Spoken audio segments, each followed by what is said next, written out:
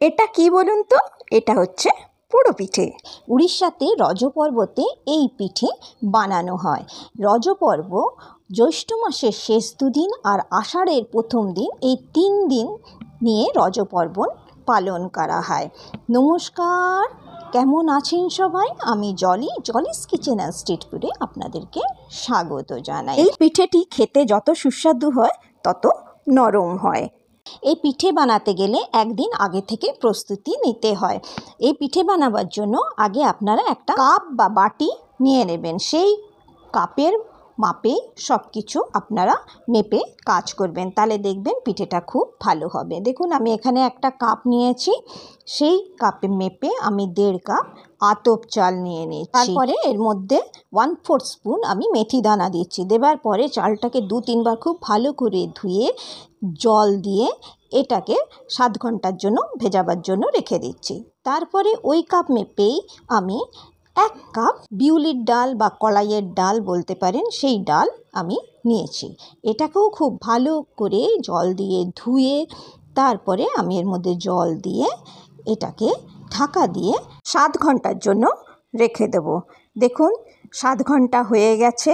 আমি দেখাচ্ছি যে এটা কতখানি ফুলে গেছে। এরপরে আমি এক এক করে এগুলোকে পিষে নেব। আপনি শিলেও পিষতে পারেন কিংবা মিক্সিতেও পিষতে পারেন। আমি এগুলোকে মিক্সিতে পিষে নিচ্ছি। প্রথমে আমি ডালটা মিক্সিতে পিষছি। এই ডালটা যখন আপনারা পিষবেন তখন খুব কম জলের ব্যবহার করবেন। এই ডাল বাটাটা খুব পাতলা হবে না, আবার প্রচণ্ড ঘনও হবে না, মিডিয়ামে হবে।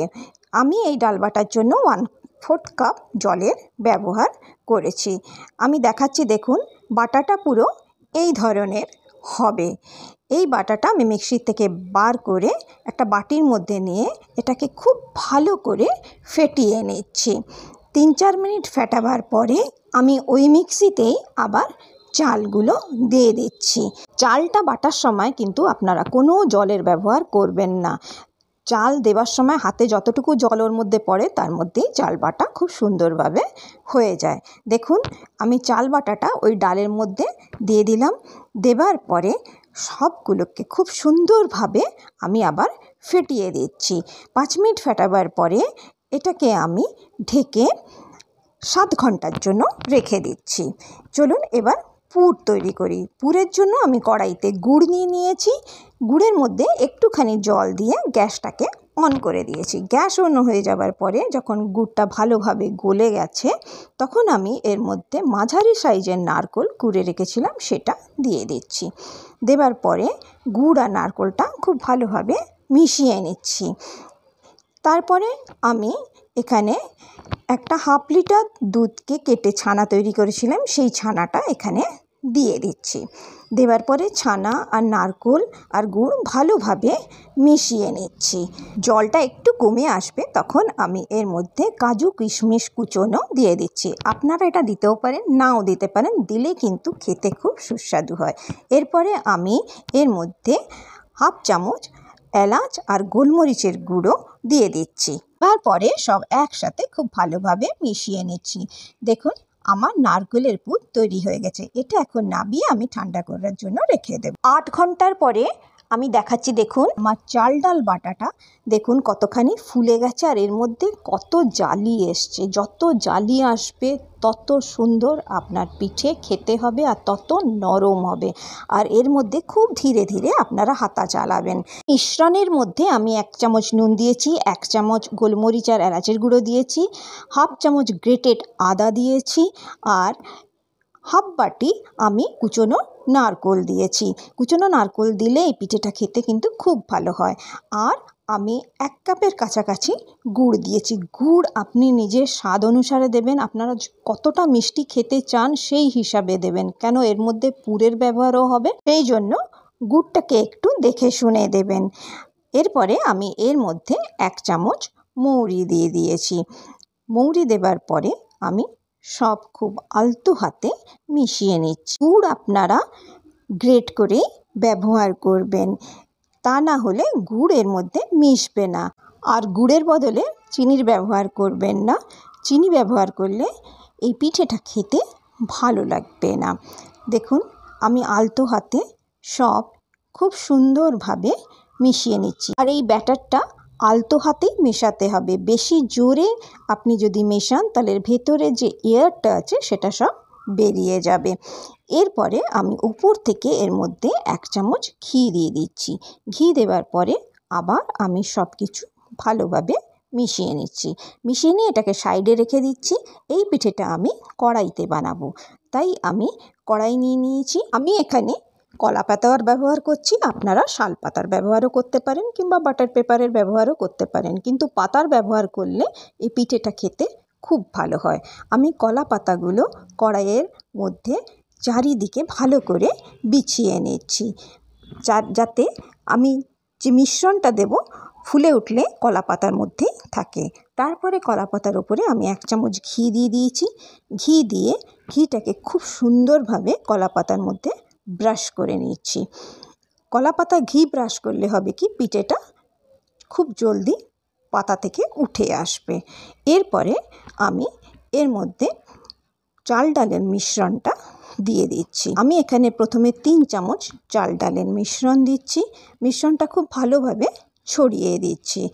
তারপরে আমি এর মধ্যে আস্তে আস্তে আলতো হাতে উপর থেকে পুরগুলো দিয়ে দিচ্ছি। পুর আমি চারিদিকে ভরে দিয়ে দিচ্ছি। কাজটা খুব আলতো হাতে করবেন আর পুরটা চারিদিকে পিঠের দিয়ে দেবেন। আমি যেভাবে করছি ঠিক সেইভাবেই আপনারা করবেন। এই পুরটা চারিদিকে দিয়ে দেবার পরে আমি উপর থেকে আবার চাল ডালের মিশ্রণটা দিয়ে দিচ্ছি। দেখুন যেমন করে আমি দিচ্ছি ঠিক সেইভাবে আপনারা চাল ডালের মিশ্রণটা দিয়ে দেবেন, দিয়ে পুরোটা আবার কভার করে দেবেন। পুরটা যাতে উপর থেকে আর দেখা না যায়, ঠিক এইভাবে কভার করে দেবার পরে আবার ওপর থেকে আমি নারকেলের পুর ছড়িয়ে দিচ্ছি।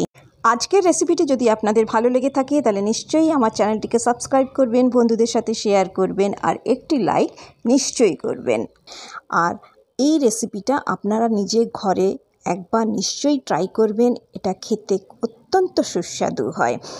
তারপরে আমাকে কমেন্ট করে জানাবেন যে আপনাদের এই রেসিপিটা কেমন লাগলো। দেখুন আমি ওপর থেকে চাল ডালের মিশ্রণটা খুব ভালোভাবে ছড়িয়ে দিচ্ছি। ছড়িয়ে দেওয়ার পরে এরপরে আমি এর উপরে ডেকোরেশন করব। ডেকোরেশনটা পুরোপুরি আপনার নিজস্ব, আপনি যেমন খুশি করতে পারেন। আমি প্রথমে মধ্যেখানে একটা কাটা চেরি দিয়েছি, তারপরে চারিদিকে আমি লম্বা লম্বা করে কাটা নারকেলের টুকরোগুলো দিয়ে দিচ্ছি। তারপরে এর মধ্যে আমি কাজুগুলোকে খুব ভালোভাবে সাজিয়ে দিচ্ছি। আমি এখানে কাজু, কিশমিশ, আলমন্ড বাদাম, টুটি ফ্রুটি, আপনার যেগুলো খেতে ভালো লাগে, যে ড্রাই ফ্রুট আপনি খেতে ভালোবাসেন সেগুলো দিতে পারেন। এমনকি খেজুর কেটেও উপর থেকে সাজিয়ে দিতে পারেন। সাজানোটা আপনার উপরে, আপনি কিভাবে সাজাবেন। দেখুন আমি যতটুকু পেরেছি, আমার কাছে যা যা জিনিস ছিল তাই দিয়ে আমি এটাকে সাজিয়ে দিচ্ছি। উপর থেকে একটু টুটি ফুটি ছড়িয়ে দিয়েছি, চেরি কেটে ছড়িয়ে দিয়েছি। তারপরে আমি 1 চামচ ঘি ওপর থেকে দিয়ে দিয়েছি। এটা ভুলবেন না, এটা পিঠের স্বাদ বাড়ায়। এই কড়াইটা আমি গ্যাসে বসাবো। গ্যাসের আঁচ কিন্তু এই রকম লোতে রেখে তারপরে আপনি কড়াইটাকে গ্যাসে বসাবেন, দিয়ে ওপর থেকে একটা ঢাকা দিয়ে দেবেন। এই অবস্থায় আপনি 55 মিনিটস অবধি গ্যাসে রাখবেন, তারপরে গ্যাস অফ করে দেবেন। আমি 55 মিনিটস পরে গ্যাস বন্ধ করে দিয়েছিলাম। তারপরে 20-25 মিনিট এটাকে ঠান্ডা করেছি। ঠান্ডা করার পরে আমি আপনাকে দেখাচ্ছি। দেখুন কত সুন্দর আমার পিঠেটা ফুলেছে আর কত ভালোভাবে ভেতরটা সেদ্ধও হয়েছে। পিঠে পুরোপুরি ঠান্ডা হয়ে যাবার পরেই কিন্তু আপনি পিঠেটাকে কাটবেন বা উল্টাবেন, যেখানে বানিয়েছেন ওখান থেকে বার করবেন। তার আগে বার করবেন না, তাহলে পিঠে ভেঙে যাবে। দেখুন পিঠেটার পেছন থেকে আমি কলা পাতাগুলো বার করে দিয়েছি। পিঠেটা আমার কত সুন্দর পুড়েছে। এই পোড়াটাই হচ্ছে আসল। পোড়ো পিঠের যদি পিঠে না পুড়বে তাহলে পোড়ো পিঠের কোনো মহত্ব থাকে না। আর পিঠেগুলো আমি কেটে দেখাচ্ছি। দেখুন কত সুন্দর ভেতরের পুরগুলো দেখা যাচ্ছে, আর কাজু কিশমিশ যা দিয়েছেন সব ভেতরে ঠাসা আছে, আর কত সুন্দর নরম হয়েছে, কত জাল পড়েছে। যত জালি পড়বে আপনার পিঠে তত ভালো হবে, তত খেতে সুস্বাদু হবে, তত নরম হবে। নিশ্চয়ই একবার ঘরে এই পিঠেটা বানাবেন। আপনারা সবাই খুব ভালো থাকবেন, সুস্থ থাকবেন, সাবধানে থাকবেন।